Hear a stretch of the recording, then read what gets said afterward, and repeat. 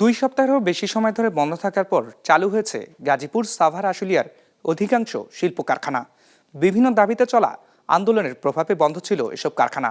রোববার কারখানা পরিদর্শনে এসে শ্রম সংক্রান্ত অভিযোগ পর্যবেক্ষণ কমিটি জানিয়েছে, শতভাগ কারখানা চালু করতে সর্বোচ্চ গুরুত্ব দিয়ে কাজ করছে সরকার। রঞ্জিবুল মিজানের রিপোর্টে বিস্তারিত। 250-টিরও বেশি ডিজাইন অপশন নিয়ে ওয়ালটন স্মার্ট ফ্রিজ, বোঝে আপনার প্রয়োজন। আশুলিয়া অবস্থিত অনন্ত গার্মেন্টস বেশ কিছুদিন ধরে চলা শ্রমিক অসন্তোষের জেরে প্রায় 2 সপ্তাহ বন্ধ ছিল এই কারখানার কার্যক্রম।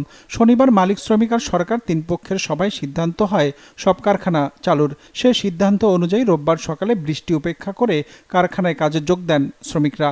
মূলত নির্ধারিত সময়ে বেতন ভাতা পরিশোধ, হাজিরা বোনাস, বৈশাখের ছুটি সহ বেশ কিছু দাবি ছিল শ্রমিকদের, যার বেশিরভাগই মেনে নেওয়ার আশ্বাস মিলেছে মালিক পক্ষ থেকে। কিছু দাবি আছে মানছে, কিছু দাবি আছে অযৌক্তিক, কিছু আছে যে আশেপাশের ফ্যাক্টরিতে চলে গেছে আমরা চলে যাবো, মানে এরকম আছে। এখনো কিছুই বলি না আমাদের খালি বলছে যে তোমাদেরকে জানাবো, কিন্তু এখনো কিছুই জানায় নাই। আমাদেরকে কিচ্ছু জানায় নাই, নোটিশও দেয় নাই, কেউ ঘোষণা দেয় নাই। শুধু অনন্ত নয়, খুলছে প্রায় সব পোশাক কারখানা। শিল্প পুলিশের হিসেবে গাজীপুরে তৈরি পোশাক কারখানা আছে 2,500, যার মধ্যে এখন বন্ধ আছে 4টি। সেগুলো চালুর বিষয়টি প্রক্রিয়াধীন।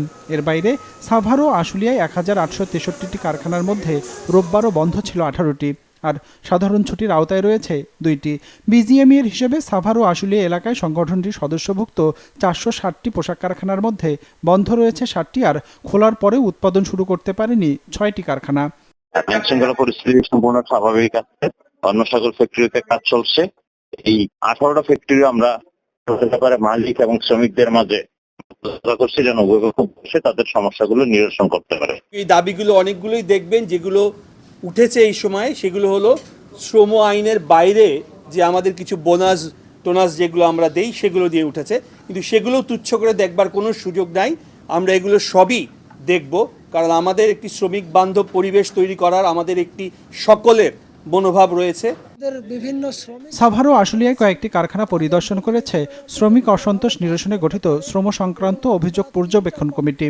পরে গণমাধ্যমকে তারা জানান, আশুলিয়া অঞ্চলে 272টি পোশাক কারখানার মধ্যে গেল মাসের বকেয়া 95% বেতন পরিশোধ করা হয়েছে। বেতন দিতে পারেনি 14টি প্রতিষ্ঠান। জানানো হয়, শ্রমিকদের মজুরি বৃদ্ধির বিষয়টি শ্রমিক মালিক আর সরকার ত্রিপক্ষীয় আলোচনার মাধ্যমে সমাধান করা হবে। সরকারের দৃষ্টিতে এটা এসেছে এবং সরকার এইটা একটা নিম্নতম মজুরি বোর্ড আছে, সেই নিম্নতম মজুরি বোর্ড কিন্তু এখনো অ্যাক্টিভ আছে, সেটা কাজ করে যাচ্ছে। সরকার এইটা পর্যালোচনা করবে, এটা রিভিউ করে দেখবে। সরকার, উদ্যোক্তা পক্ষ এবং আমাদের যারা কর্মী বাহিনী, তাদের এই 3 পক্ষকে নিয়ে এটা আমরা একটা রিভিউ করব। যে কোনো ধরনের বিশৃঙ্খলা রোধে শিল্পাঞ্চলের নিরাপত্তা সতর্ক অবস্থানে রয়েছে আইন শৃঙ্খলা রক্ষাকারী বাহিনীর সদস্যরা। রঞ্জিবুল মিজান, বিজনেস রিপোর্ট, মাছরাঙা টেলিভিশন।